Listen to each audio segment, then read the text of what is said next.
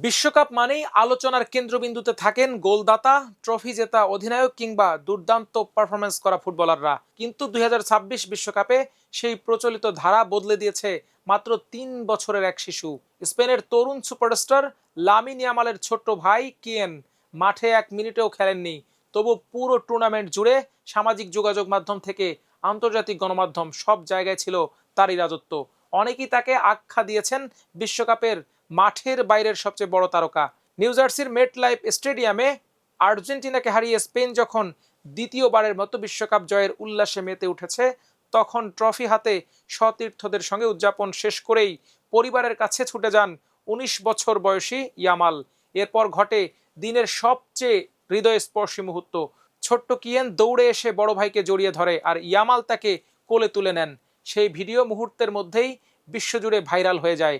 পরে দেখা যায় কিয়েনের হাতে গোল পোস্টের জালের একটি অংশ, মুখে শিশুসুলভ হাসি, যা লাখো ফুটবল প্রেমীর মন ছুঁয়ে যায়। তবে ফাইনালের এই দৃশ্যই প্রথম নয়। পুরো বিশ্বকাপ জুড়েই গ্যালারিতে বসে ছোট্ট কিয়েনের উচ্ছ্বাস ছিল ক্যামেরার অন্যতম আকর্ষণ। কখনো ভামোস বলে চিৎকার, কখনো নাচ, কখনো ভাইয়ের গোল বা আক্রমণে লাফিয়ে ওঠা, আবার কখনো ক্যামেরার দিকে মজার মুখভঙ্গি। প্রতিটি মুহূর্তে ছড়িয়ে পড়ে সামাজিক যোগাযোগ মাধ্যমে। এমনকি স্পেনের ম্যাচ শেষে স্টেডিয়ামের জায়ান্ট স্ক্রিনে ছোট ভাইকে খুঁজে হাত নাড়তে দেখা গেছে ইয়ামালকে। বড় ভাইয়ের সেই ভালোবাসাও সমর্থকদের হৃদয় জয় করেছে। আন্তর্জাতিক গণমাধ্যমও কিয়েনকে নিয়ে আলাদা প্রতিবেদন করেছে।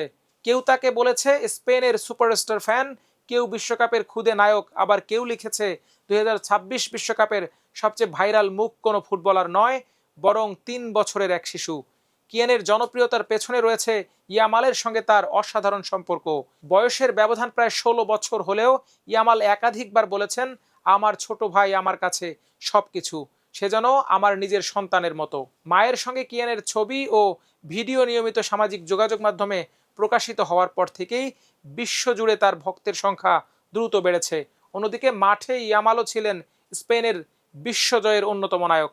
ইউরোর পর বিশ্বকাপ জিতে মাত্র ১৯ বছর বয়সেই ফুটবলের সবচেয়ে বড় ২ আন্তর্জাতিক শিরোপা নিজের করে নিয়েছেন তিনি। কিন্তু বিশ্বকাপ শেষে আলোচনার বড় একটি অংশ দখল করে নিয়েছে তার ছোট ভাই।